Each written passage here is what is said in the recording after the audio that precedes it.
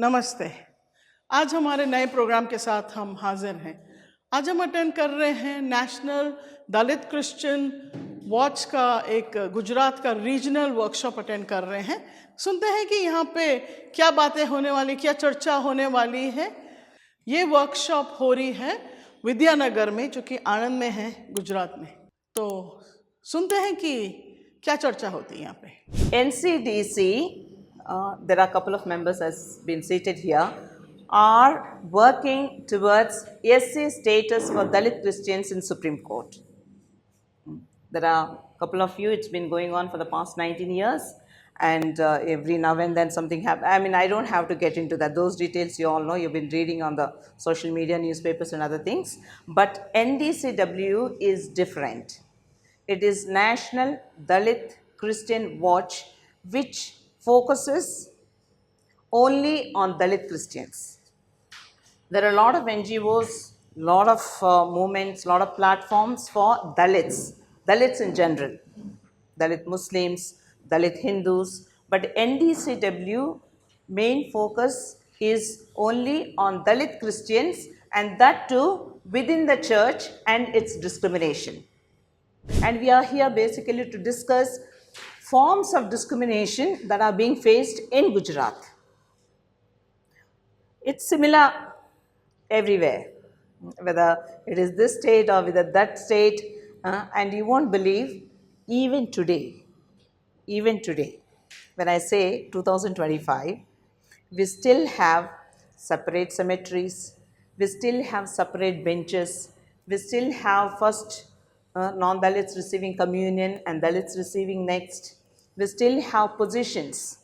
When it comes to Dalit Christians, there will be ayahs, there will be peons, but they will not be executive directors, they will not be, principals, they will not be archbishops or bishops. Of course, we have an archbishop who is Thomas McVan, Gandhinagar, he is an archbishop, but when you compare ratio-wise, out of 189 bishops in India, we only have 11-12. So, there are a number of areas and forms of discrimination within the church.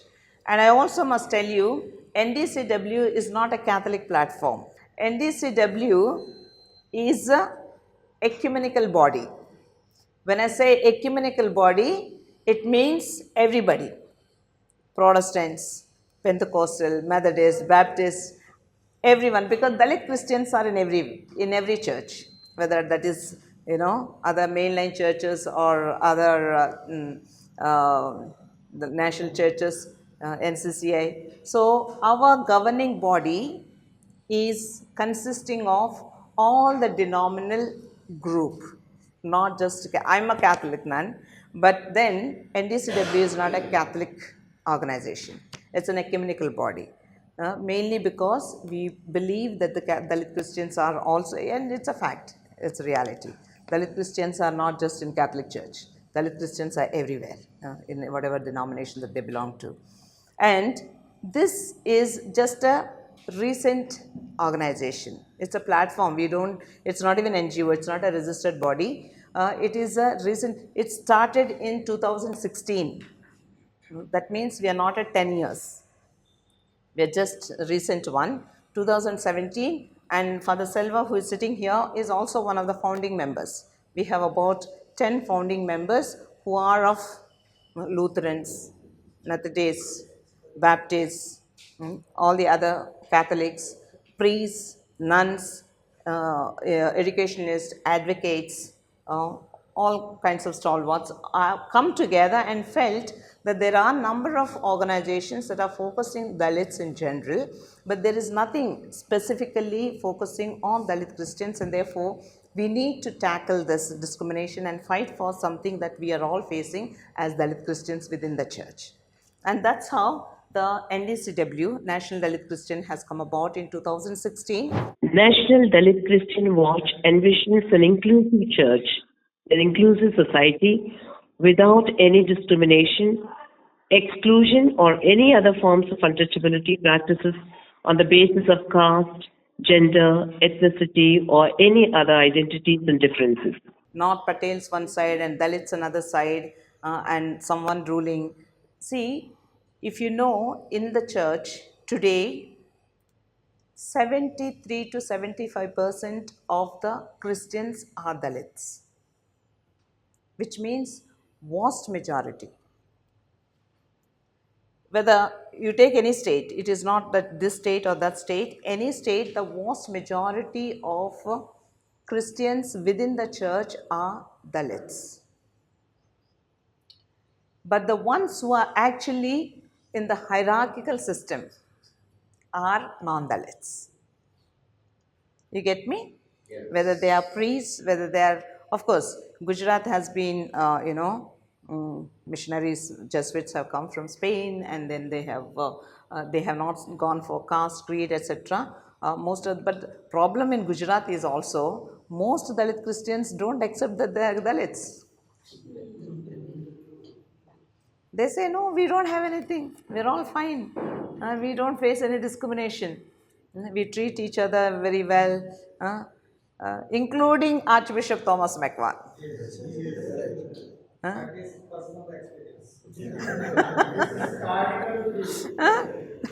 They don't bring out this element anywhere.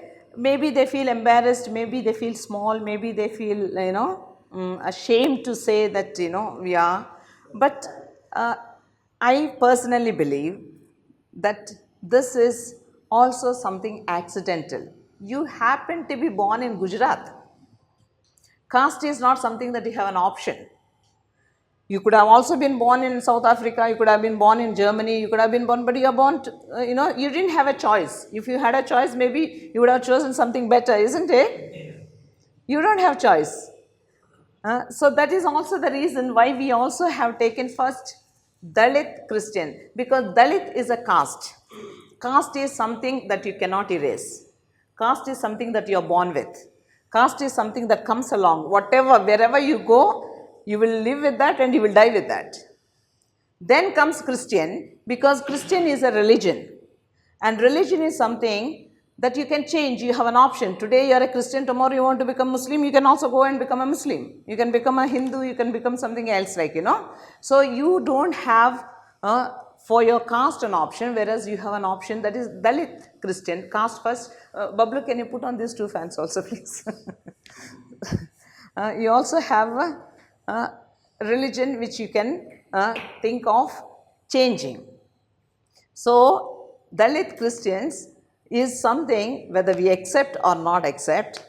The problem is maybe among the Christians, but if you go out in the society and look at the villages in Gujarat, the kind of a treatment, they can't use the same water, they can't use the same toilets, they can't use the same vicinity, they can't use the same place, and if at all other castes are going, they should fetch the things in the morning and others will come in the evening. So there are, you know it better than me. You all are living here, you can sense how it is, and when the atrocities are taking place and the rapes are taking place, when the discrimination is being, there is nothing that is coming about the Christians much in the media, in this thing, you know what it is. So we aim an inclusive church, because Christ is always against division. He has not found anything that I am great and this one. In fact, he had a special love, special concern, special goodwill for the downtrodden, oppressed, marginalized, sidelined category. So we want everywhere the same inclusive church where everyone is treated equally. Everyone is felt respected. This is basically to give an idea of what is National Dalit Christian Watch, so that you don't mix up with the NCDC and we are different, they are different. This is basically to give you a bit of background and the concept as to when it is born, why it is born, and what is the intention, what are we aiming at within the church, and what are the forms of discrimination. I am Selvaraj Arulnathan, so that is my name. I got a PhD not in a reputed institution, because when you say reputed without giving the name, people will know that's not reputed. So I got my PhD from two universities. One is from Loyola University, Chicago, and Madurai Kamaraj University, Madurai. So I want to make some conceptual clarities on myself so that you don't get carried away with some other things. Now, I would like to especially thank my great friend Martin Makwan. Why I'm saying we all got inspired by people like Martin Makwan, Paul Divaka. So, because when I grew up as a college student and then afterwards as a young, kind of a now Jesuit candidate, the names we often heard is people like Martin Makwan, Anthony Raj of happy memory from my province, who is no more, like Paul Divaka. These are the people who really made Dalit Christian as an entity to really work on, to really debate about. That's why I was a bit surprised that people like Martin Makwan is here, why the Dalit Christian community in Gujarat did not make use of the repository of ideas and knowledge, because he has done so much of work. I know that. So his contribution is very high. I would like to really place on record that what he has done has helped people like us to really come and then commit ourselves. So this is also I would like to very happily acknowledge and then place on record about my friend Martin Makwan. Now the thing that coming to the topic, if you take the word Dalit Christian, I think it is caught up with the two important ideological kind of a quagmire, I can call, or kind of a quicksand. One is the Hindu philosophy of caste as a part of a religion. Another thing, the Christian theology of equality. Christian theology doesn't speak about inequality, doesn't speak about hierarchy, doesn't speak about discrimination. Whereas Hindu philosophy or Hindu religion speaks about hierarchy, because on the basis of caste, which has got a kind of a religious sanction from Hindu religion or whatever called Hindu philosophy. Now, the real problem is a very, very complicated problem for us, how to unpack these two things.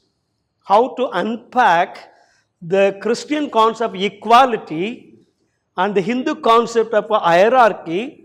Whereas this home hierarchy has come into the Christian fold, and as a result you have got the Mangalore Christian, you have got the Malayali Christian, you have got the caste Christian South India, and then you have got the Dalit Christians across the country. So these are all really a problem that we need to unpack.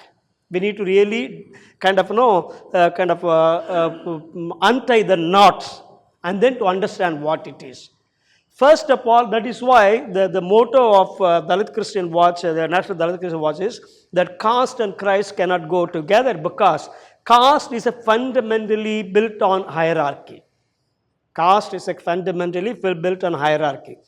Christianity is basically equality, because we all come from one Father. We call that God created human being in His own image, and God created man and woman. So one very strong thing that we have to see, there is no hierarchy between different communities. There is no hierarchy between man and woman, because God created human being in His own image. He created man and woman. I think we need to really understand this. Then where did we have this caste within Christianity? As I said, anybody who subscribes to caste within Christianity is Antichrist. Anti-Christian, Antichrist, because very, very clearly that even Paul says there is no Jews, there is no Greek, there is no slave, there is no kind of head people, inherited people. Very clearly he says. But you go to Genesis very clearly says that God created human being in His own image, man and woman He created. That's also very, very, very, very clear. Come to Jesus, Jesus also simply says that there is a total equality. There is a total equality. I want you first and foremost to understand this one, that within Christianity, there is no difference in the sense hierarchical difference between man and woman. There is a biological difference. Man is different from woman. There is a biological difference. But with regard to the other intrinsic difference between man and woman is not there. I think we have to first and foremost get that point very clearly. If you take the conversion movement from the 1st century up to the 19th century, because after the early 20th century there was still some, but afterwards there is no conversion movement as such, for whatever reason it is. Ambedkar will say something about that. Now if you take in this, maybe the first 10 centuries there was not a big conversion movement in the country, There were people who came, like the 6th century, somebody came through the Malabar coast.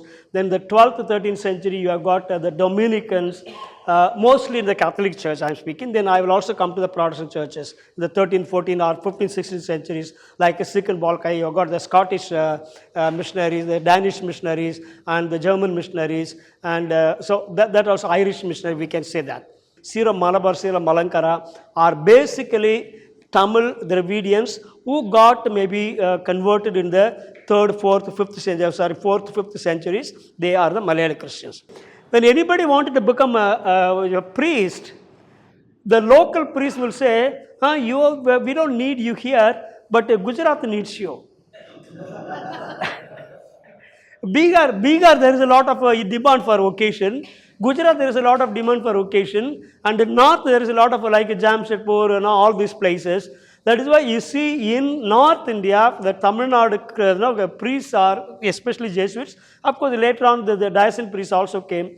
Majority from the Dalit community, that also from the northern Tamil Nadu. So you should know why these are things. Mark my words, wherever Dalit Christian, caste Christians are, there is a discrimination. I don't see even one small church where both the Dalit Christian and caste Christians are there that you can say there is absolutely no discrimination in the church. Either even to read on the pulpit, to serve on the altar, to read or to kind of vocation promotion, or the vocation for both the priesthood, brotherhood and sisterhood, and then in the parish council, or even within after becoming vocation in the hierarchical level, like the bishops or vice chancellor, vicar general, vice chancellor, the chancellors or the procurators, you see across the line of the offices that the churches hold, not only in the Catholic Church, also in the Protestant churches, everywhere there is caste discrimination that we have to understand. You go to any part of the northern states, they will immediately say, we don't have this caste problem in the church. They will simply say, why? Because there are two reasons. One is the people, the missionaries who came to northern Tamil Nadu are not foreigners except the tribal area. The other areas, people who came mostly from Mangalore or from Kerala, these are the people, they brought all of them here. You start a school, the principal, including the car driver, everybody is from the south, except the man or scavenger. Except the man or scavenger, they will bring here. So what they said, they never spoke about the caste. They converted the local Christians only from the Dalit community. The question of identity is paramount to any social movement. Who am I? The person who carries two identities is what we call schizophrenia in the psychology. I don't understand. If somebody says I'm a Christian, I very well understand. But if somebody says I'm a Dalit Christian, I am at a loss. This is schizophrenic identity. Why? Is because I say I'm a Christian, but I'm influenced detrimentally by the caste ideology. Right? And this is what is causing the problem. Right? When Sister Manju was saying caste and Christianity cannot go together, I reminded her that there is something called subcaste also. So there is a further bifurcation within the Christians that which subcaste you belong to, right? And I was giving an example that way back in 77 I had visited a village, and while touring the village, I saw a beautiful museum of the teacups. Everywhere there was a teacup resting on either on the house or under the roof, and this is so-called high caste areas. And I was asking them, and they gave me the first time I heard a word called Ram Patar. And I asked them, what does it mean? And they say, when Dalits come for some work, either to borrow money or for seeking labor, it is the so-called high caste people, they will offer you tea and say, you get your Ram Patar. You remove that cup, put it on the ground, they'll pour tea from above. I had seen this for the first time. But when I returned to the Dalit locality, I saw the same cups in their homes also, and they told me they are keeping the cups for the Valmiki community because we are Dalits, but we are the higher ones. Yes. So, if there is no uniformity in the Dalit identity, the movement can never succeed. 25 years later, I awoke from my sleep at 2 in the morning, and I understood that caste continues because we all love it. And this gave birth to a big movement in Gujarat called Rampatra Chodo, Bhimpatra Apnao. We went to about 473 villages in 100 days. 200,000 people participated. And we said, we defined Dalit term for the first time. Dalits are those who believe in equality. Dalits are those who practice equality. And Dalits are those who protest inequality. So the inequality has equality as a central value in my life. Yeah, that's what makes me a Dalit. We have to ask the same question when I say I'm a Christian, what do I stand for? When Ambedkar gave a call, give up Hinduism, I was born as a Hindu, that was not within my control, but I'm not going to die as a Hindu. Does the same thing apply to Christianity? If Christianity is discriminating, why do I want to continue to be a Christian? Yeah, and this is the question I'm asking, on the camera. Yes, and I was narrating in this thing. 3 small incidents is when Golana, that was the place in Gujarat which became the epicenter of the whole Dalit movement. 86 were full of my own colleagues that were shot dead in Gujarat. Yeah, 2 were Hindus and 2 were Christians. Yes, but they fought together as Dalits, right? Today they are completely divided. Vishwa Hindu Parishad has entered there, right? Because they have been divided on the religious lines. But when the matter had reached the court, the pressure to compromise in the case did not come from the so-called accused. It came from the Bishop of Gujarat. The church wanted to work with the so-called OBC community in Gujarat, and they put the pressure that if you want to work with us, force Dalits to compromise with us. Yes, and I had taken a stand. Anybody trying to interfere, they will lose their hand. Yes, that's the reason why we had to leave that institute. Yes, there's a reason I don't belong to any institute, right? Okay, I think when we set up institutions, they must be very clear as to what do we stand for. There has to be something which is completely non-negotiable. I was telling you the history of St. Xavier's College in Ahmedabad. Dalit students were not given a place to stay in the hostels, including Dalit Christians, so-called Dalit inverted comma. They lived on the first floor of the canteen. After other students had finished their meal, the leftover food came to that for them. It was only much later that 3 rooms were reserved for Dalit Christians and Dalit students. થોડા વર્ષો પછી 3 room reserve અનામત કરવામાં આવેલા હતા. That's the history of St. Xavier's College. And I spoke when I was invited as a chief guest in St. Xavier's College, I spoke about it. And imagine after I spoke, the principal walked away. There was no one to say thank you for coming as a chief guest of the function. Yes. I was invited during the Durban conference, yeah, to speak to all the bishops of India, CBCI. It was a conclave held in Ahmedabad. Cedric Prakash and they all forced that you have to listen to Martin McGowan. I was invited. I hardly spoke for 5 minutes. All the bishops got up and said, we have to go and see the Swaminarayan Mandir at Akshardham, so please we'll listen to you some other time. I said, I am damn least interested if people are not ready to listen to me. I came on your invitation. I didn't have time. That was my last association with the Catholic or the bishops ever. Yes. I was approached by Geneva bishops saying, we are with you. Dalit caste issue must be in the agenda of the conference. I said, settle your own house first. Are you ready to pass a resolution that the Indian church holds this as a non-negotiable principle, that we don't support the discriminatory practices in our own churches? He says, no, Mr. McCann, that's then don't advise us. We'll do our own work. We don't need your support, right? So this is a murky history, but I think I have nothing to complain to anyone. We have been a very successful Dalit movement because we have worked clearly on the identity.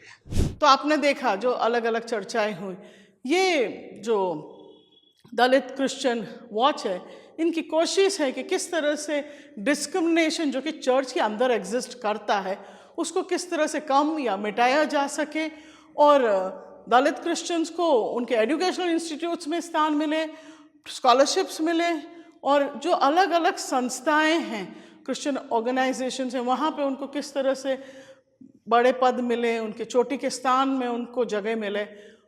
खासकर जो priest हैं, bishops हैं, वहाँ पे भी किस तरह से दलित क्रिश्चियंस को स्थान मिले। इस तरह की जो कोशिश है वो ये वॉच करना चाहता है। तो आपका क्या मानना है? आप डेफिनेटली हमारे वीडियोस पे लाइक करें, शेयर करें, सब्सक्राइब करें, पर डेफिनेटली कमेंट ज़रूर कीजिएगा। धन्यवाद।